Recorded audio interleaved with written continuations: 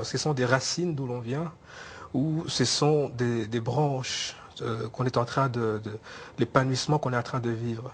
C'est le passé ou c'est le futur qui est important dans le processus de vie qu'on a ici sur Terre, des fois je me demande. Et je me rends compte de plus en plus que quand je rencontre des gens, d'ailleurs comme disait Albert Jacquard, que nous sommes l'ensemble des rencontres que nous effectuons.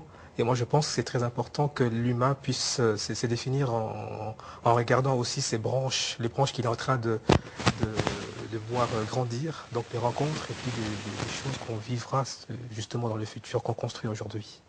Est-ce que vous, dans votre travail d'anthropologue, vous remarquez aussi le fait d'être aussi comment dire, en artiste en devenir, peut-être enrichi avec son environnement, entre les artistes qui sont restés là-bas et puis les artistes africains qui sont en Europe, par exemple? Est-ce que vous voyez une différence? Tu disais tout à l'heure, Coco, que un artiste africain qui vit à l'étranger aura tendance à parler en termes de continent africain, continent européen. C'est aussi, ça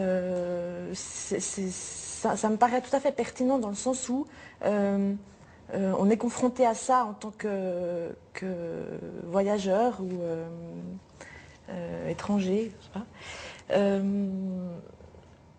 Et on affirme même son africanité, c'est ton cas en tout cas. Ce que je trouve très intéressant et tout à fait, ça me paraît ouais, très intéressant parce que c'est quelque chose que j'ai pas du tout rencontré au Bénin, en l'occurrence où je suis allée, où les artistes que je rencontrais affirmaient qu'ils étaient des artistes, point. Parce que, d'après ce que j'ai compris, il s'agissait de faire sa place dans le marché international de l'art et de correspondre à une demande qui donc les oriente plutôt vers un discours universel et à la fois dans les pratiques c'est assez ambigu, mais en même temps tout à fait compréhensible à mon avis. Dans les pratiques, l'utilisation de matériaux, de couleurs qui correspondent à un imaginaire. Je parlais de cet imaginaire fantasmé qu'on a en Occident sur l'Afrique, qui correspondait à cet imaginaire. Alors comme ça, Coco Zingila, vous avez davantage le sentiment d'être un Africain ici à Bienne plutôt qu'à Kinshasa? Non, je pense que pour moi, être un Africain, c'est porter des valeurs africaines avant tout. Moi, je porte des valeurs du continent africain. Il y en a beaucoup, des valeurs africaines qui sont aussi universelles d'ailleurs.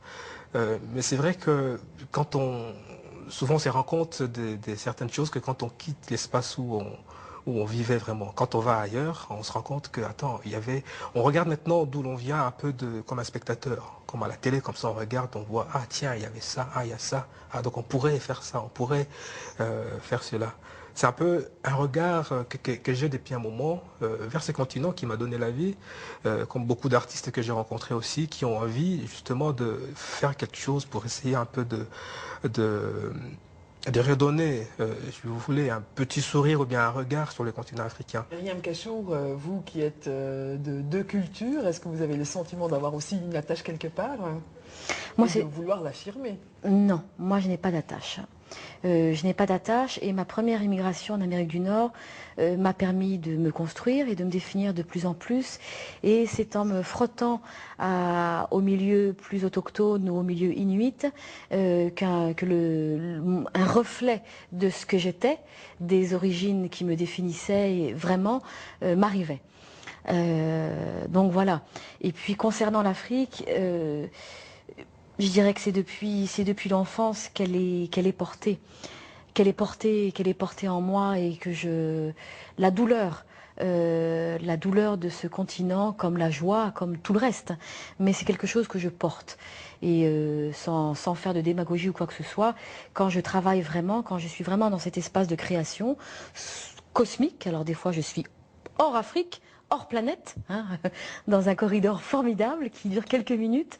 Et quand je reviens et je reprends mon travail de la matière, parfois il peut m'arriver, moi, de pleurer, mais de pleurer vraiment profondément. Tellement j'ai envie de crier fort à la terre ce qui ne va pas. Clotilde Wüthrich, qu'est-ce que ces artistes africains peuvent apporter à notre société de plus en plus multiculturelle? D'après moi, ces artistes qui bousculent un petit peu la vision qu'on a de l'art sont, je pense qu'une fois que ce sera, qu'on acceptera un petit peu de creuser ce qu'ils nous proposent, je pense que ce sera très enrichissant pour le monde de l'art contemporain. Parce que justement, les artistes que je rencontre, j'ai surtout rencontré des artistes béninois, mais également les artistes que j'ai rencontrés dans le cadre de l'exposition montée par Coco Zingila. Je me rends compte que justement, ce sont des productions artistiques qui bousculent un petit peu les définitions qu'on a en Occident. On aime beaucoup les définitions, on aime beaucoup mettre les événements dans des tiroirs. Voilà. Et ça bouscule un petit peu nos définitions de l'art, nos définitions du sacré aussi, parce que nous on a tendance à considérer que le sacré et le profane sont deux choses très distinctes. Et c'est certainement pour ça qu'on est un peu mal à l'aise peut-être avec certaines productions artistiques de ce type, mais une fois qu'on aura réussi à les aborder d'une façon ou d'une autre, je pense que ça peut être extrêmement enrichissant pour les artistes occidentaux et pour les profanes. Vous vouliez encore ajouter quelque chose, Myriam Cachour? Oui, tout à l'heure par rapport à, à ce qu'on disait sur moi, mes attaches, et mon attache par rapport à l'Afrique, ai-je des attaches, etc. Et ce que je voulais dire, c'est que depuis moi, mon enfance, et étant donc, ayant eu un père algérien et une mère française, bon, un père algérien pas comme les autres, j'ai eu la chance d'avoir un père qui pensait et qui était très touché par tout ce qui a pu se passer donc en Afrique pendant la colonisation, donc aussi bien les bonnes choses que les mauvaises choses.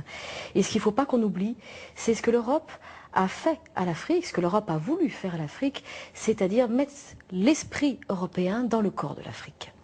Et moi aujourd'hui, étant sculpteur, aujourd'hui, et c'est maintenant que je m'en aperçois je grandis, je mature, et de plus en plus je m'aperçois que, ayant grandi dans ce concept-là, ce que je fais depuis que je travaille la sculpture, de plus en plus je mets l'esprit africain dans le corps de mes sculptures. Et tout ça naturellement. Et tout ça prend de plus en plus de place. Et c'est un petit peu une façon de dire les choses autrement. Une façon de renvoyer la balle. Merci Myriam Cachour d'avoir été aujourd'hui avec nous sur ce plateau. Merci également à Coco Zingila et merci à Clotilde Wüthrich. Merci. Nous passons tout de suite au